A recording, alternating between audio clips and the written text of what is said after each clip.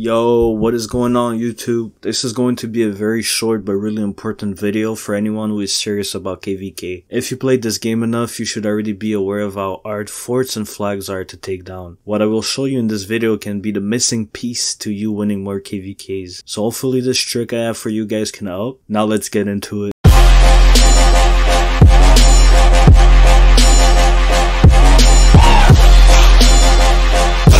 The stacking on structure strategy. Pretty common, yet most of the kingdoms I see fighting don't even utilize this simple yet very effective trick. The execution is pretty simple, let me show you.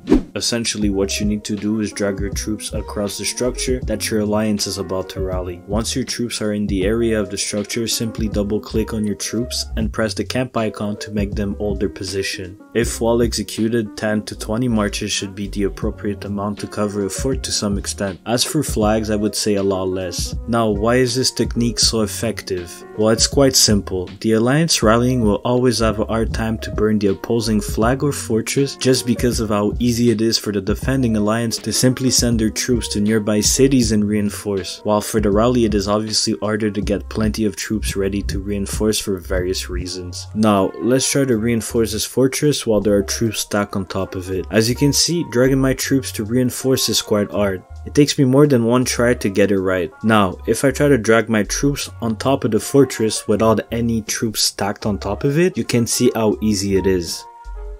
Now, the counter pick to that would be to just click on the Alliance tab, then you go to the War tab, and then proceed to reinforce from there, without having to drag your troops on the fort. Now, the issue is it takes a lot more time compared to just dragging your troops on top of the structure, and this is the most important reason why this technique is so impactful. The longer it takes for the defenders to reinforce the structure, the higher the chances of you burning it down, since troop count is everything in a rally and garrison. Now let me briefly go over some important factors before you guys use this method wrongly and flame me for it. Number 1.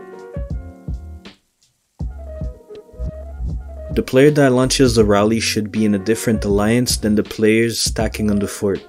The reason for that is because if you don't do this, then all the troops that are near the fort or even stacked on the fort will get hit from the garrison's AoE. Number 2.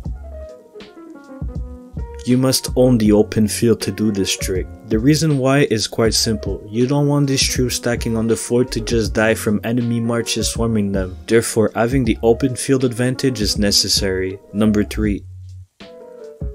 If you have marches that are stacked on the fort, it is important you do not touch them at all during the whole rally. Don't get baited by trying to attack the marches that will reinforce, just let the other players take care of it. By you moving your troops, you are just making it easier for the defenders to drag their troops on the fort or flag. Number 4.